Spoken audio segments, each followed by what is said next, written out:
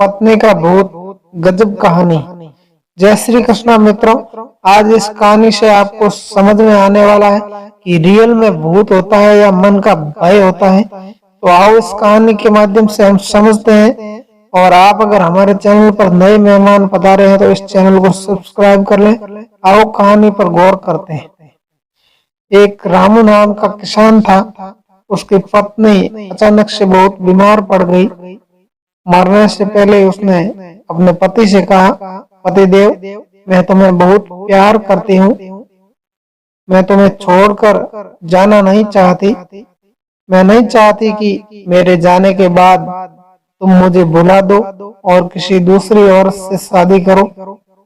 वादा करो कि मेरे मरने के बाद तुम किसी और से प्रेम नहीं करोगे, वरना मेरी आत्मा तुम्हें चैन से जीने नहीं देगी। इतना कहा और चल बसी।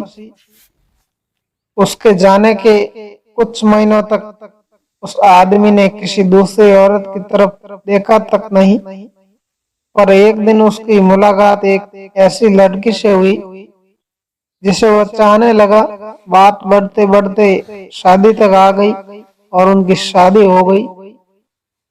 शादी के ठीक बाद आदमी को लगा कि कोई उसे कुछ कह रहा है।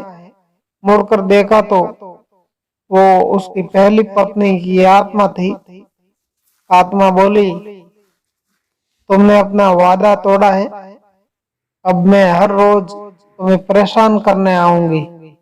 इतना कहा और गायब हो गई। आदमी घबरा गया। उसे रात भर नींद नहीं आई। अगले दिन भी रात को उसे वही आवाज सुनाई दी, मैं तुम्हें चैन से जीने नहीं दूंगी। मैं जानती हूँ कि आज तुमने अपनी नई पत्नी से क्या क्या बातें की है। और उसे आदमी की सारी बातें एक एक बता दी। रामू डर कर कांपने लगा। अगले दिन वह शहर से बहुत दूर एक जैन मास्टर के पास गया और सारी बात बता दी। मास्टर बोले, ये प्रेत बहुत चालाक है। बिल्कुल है, तभी तो मेरी एक एक बात उसने पता होती है। रामू घबराते हुए बोला। मास्टर बोले, कोई बात नहीं, मेरे पास इसका भी इलाज है। इस बार जब तुम्हारी पत्नी का भूत आए तो मैं जैसा कहता हूँ तुम वैसा ही करना। जब उस रात आत्मा वापस आई तो आदमी बोला, तुम इतनी चालाक हो, मैं तुमसे कुछ भी नहीं छुपा सकता।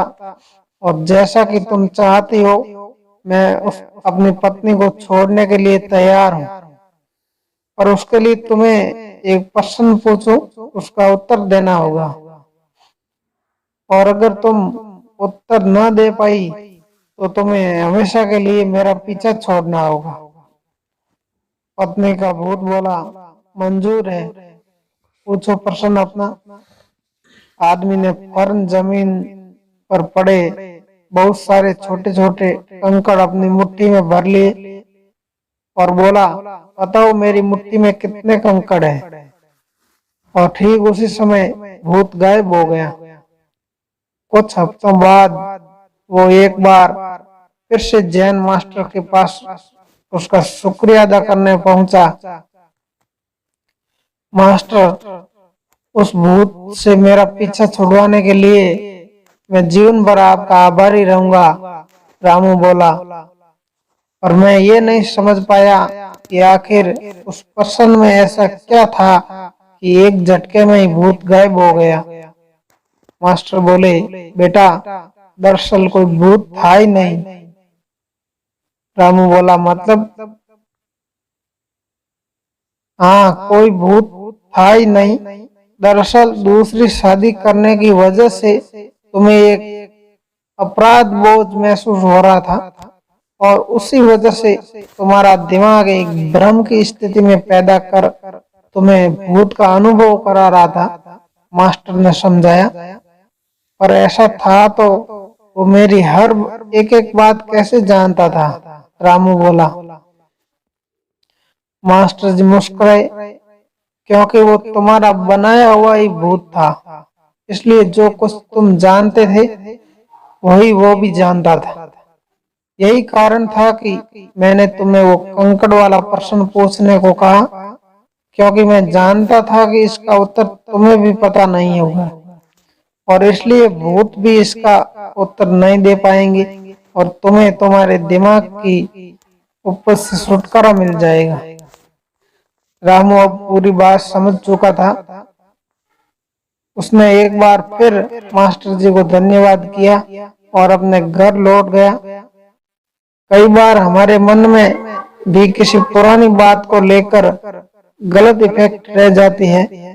कहानी में भूत का आना उसी तरह की फीलिंग होती है।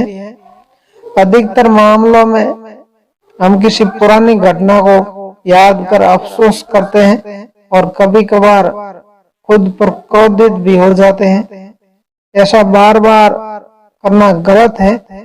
अपने भूत की वजह से अपने भविष्य और वर्तमान की को बिगाड़ने में कोई समझदारी नहीं है।